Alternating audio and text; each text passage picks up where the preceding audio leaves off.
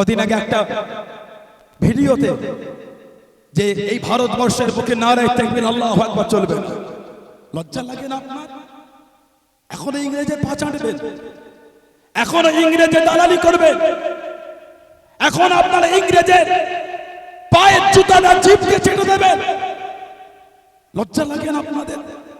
সাভারকারের নেতৃত্বে এখনো মানবেন যে সাভারকার দেশকে ইংরেজের হাতে বিক্রি করার জন্য, ইংরেজের কাছে তুলে দেওয়ার জন্য একের অধিক ভাগ ইংরেজের কাছে মুসলেক আলীকে ক্ষমা চেয়েছিল। প্রতি মাসে ইংরেজের কাছ থেকে সাভারকার মাইনে হিসাবে টাকা পেয়েছে। সেই সাভারকারের আইন আমার স্বাধীন ভারতে এখন আপনি পরিচালনা করতে চাইছেন, লজ্জা লাগে না আপনাদের? আমার ভারতের রাজপথে যেমন নারায়ে তাকবীর আল্লাহু আকবার স্লোগান উঠবে, আমার ভারতে হিন্দু ভাইদের ধর্মীয় স্লোগান উঠবে, আমার ভারতের রাজপথে খ্রিস্টান ভাইদের ধর্মীয় স্লোগান উঠবে, আমার ভারতের দলিত, আদিবাসী, পাঞ্জাবি, গুজরাটি, মারাঠি, শিখদের আমার ভারতবর্ষের রাজপথে তাদের ধর্মীয় স্লোগান উঠবে। কারোর অধিকার নাই তোমার ধর্মের স্লোগান হবে না, আমার ধর্মের হবে। কারোর অধিকার নাই আমার ধর্মের হবে, তোমার ধর্মের হবে না। দুঃখ লাগে এগুলো আমাদের।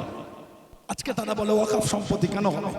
কদিন আগে দেখছিলাম যেদিন ওয়াকফ আইন নিয়ে পার্লামেন্টে চর্চা চলছিল, আমাদের সমাজে, শিক্ষিত সমাজের এই মূর্খ নেতাগুলিকে দেখলে আমাদের বড় কষ্ট হয়।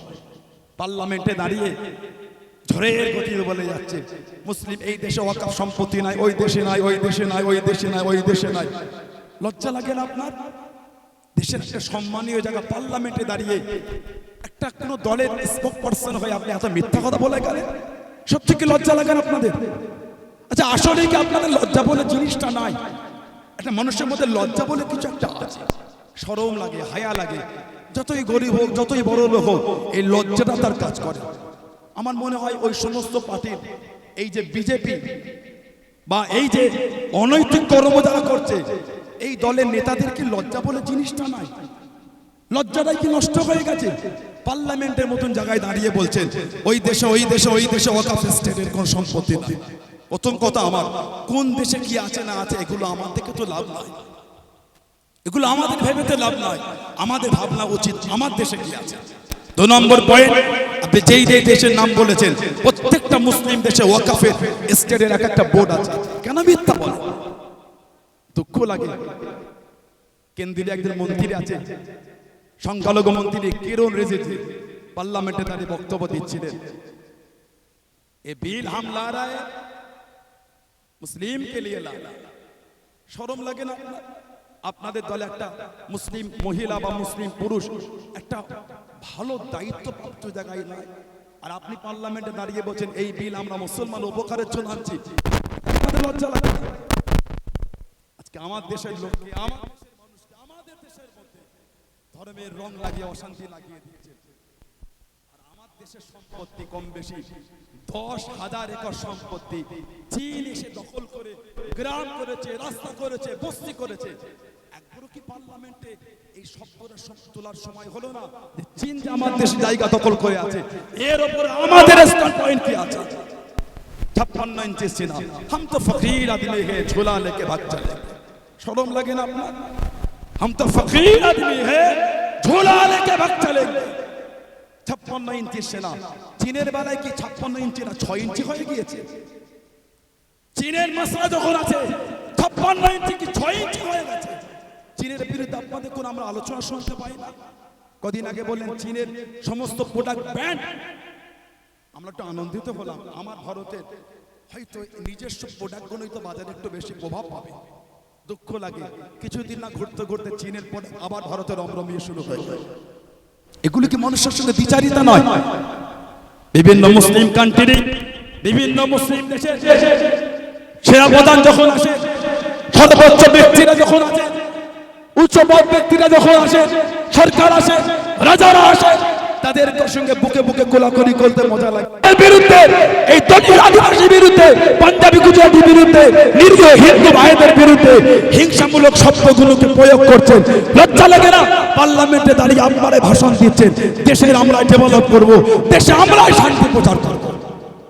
প্রথম যখন ক্ষমতা এসেছিলেন জুমলা দিয়েছেন প্রত্যেক বছর 2 কোটি করে মানুষকে চাকরি দেব।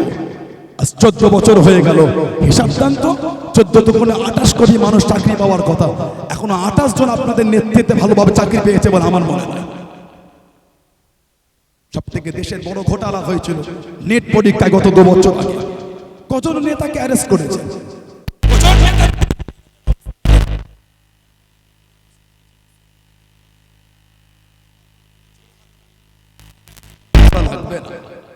আপনারা আমাদের বিষয়ে হাল ছেড়ে দেন, হাত জোর করে বলছে আমাদের ডেভেলপ করতে হবে না, আমরা শান্তিতে আসি। কেন হিন্দু মুসলমানের দাঙ্গা লাগাচ্ছে? কেন হিন্দু মুসলমানের মধ্যে অশান্তি লাগাচ্ছে? কেন হিন্দু মুসলমানের মধ্যে ভেদাভেদ তৈরি করছে? কই আমাদের মধ্যে তো হিন্দু মুসলমানের ভেদাভেদ নাই, কই আমাদের মধ্যে তো হিন্দু মুসলমানের অশান্তি নাই। আমরা জানি ভারত পশ্চিমবাংলা একটা রাজ্যের নাম, জেলার নাম হলো মুর্শিদাবাদ। এই ওয়াকাফের বিষয় আন্দোলনে মুর্শিদাবাদে আপত্তিজনক অবস্থা তৈরি হয়েছে। অনেক হিন্দু মুসলমান ঘর ছেড়েছে, ঘর নষ্ট হয়েছে, বাড়ি নষ্ট হয়েছে, কয়েকজনের জীবনও চলে গেছে। ঘৃণা করে এই সমস্ত কাজগুলিকে প্রশাসন ডিপার্টমেন্টের কাছে আমাদের অনুরোধ, আমরা আগে আলোচনা করেছি, আবারও বলছি, আপনারা এই বিষয়ে একটু নজর দেন। কারা এগুলি করছে? মুসলমান যদি দাঙ্গা করবে মসজিদ আগুন লাগালো কে? হিন্দু যদি দাঙ্গা করবে মন্দির আগুন লাগালো কে? এগুলি কি আমাদের ভাবাই না? এগুলি কি আমরা ভাবি না? যদি মুসলমান দাঙ্গা করে মসজিদ আগুন লাগালো কে? যদি হিন্দু দাঙ্গা করে মন্দির আগুন লাগালো কে? এখানে আমাদের জানতে হবে, নিশ্চয়ই হিন্দু মুসলমানের ব্যাপার এখানে অতটা নয়, এখানে ব্যাপার অন্য।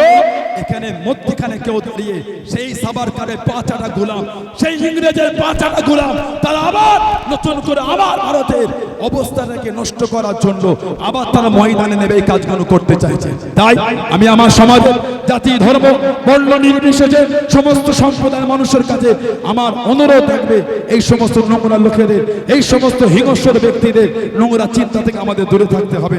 আমি আমার আলোচনা শেষের দিকে আগিয়ে যাবো। তার আগে ওয়াকাফটা কি, কবে থেকে ওয়াকাফের এই নিয়ম আমার ভারতবর্ষে শুরু হয়েছে? আমি কদিন আগে দেখছিলাম 19 শতকের শেষের দিকে আমি দেখছিলাম এই ওয়াকাফ উৎপত্তি হয়েছে ভারতবর্ষে দিল্লি সালতানাতের প্রথম যুগ থেকে। সুলতান মুইজউদ্দিন শামভোর টানার সময় থেকে এই ওয়াকাফের এই বিধান শুরু হয়েছে। টানার পরে এই ওয়াকাফের উপরে ইংরেজের সময় এই ওয়াকাফের উপরে 19 শতকের শেষের দিকে ব্রিটিশ রাজত্বকালে লন্ডন প্রিভি কাউন্সিলে পৌঁছানো একটু ওয়াকাফ সম্পত্তি নিয়ে বিরোধীদের পর ভারতবর্ষে ওয়াকাফ বিরুদ্ধের আহ্বান জানিয়ে একটি আন্দোলন শুরু হয়েছিল। মামলার শুনানিকালে 4 ব্রিটিশ বিচারক ওয়াকাফের সবচেয়ে খারাপ এবং সবচেয়ে ক্ষতিকারক ধরনের একটি চিরস্থায়ী ব্যবস্থা হিসাবে নিন্দা করেছিল। কিন্তু এই নোংরা চিন্তা ভারতবর্ষের বুকে ঠিক পায় না। তারপরে ভারতবর্ষে 1913 সালে প্রথম ওয়াকাফের উপরে একটা আইন তৈরি হয়েছিল, ওয়াকাফ বোর্ড তৈরি হয়েছিল। সেই ওয়াকাফ বোর্ড তৈরি করে ভারতবর্ষে ওয়াকাফ সম্পত্তিগুলোকে এক জায়গায় আনা হয়েছিল।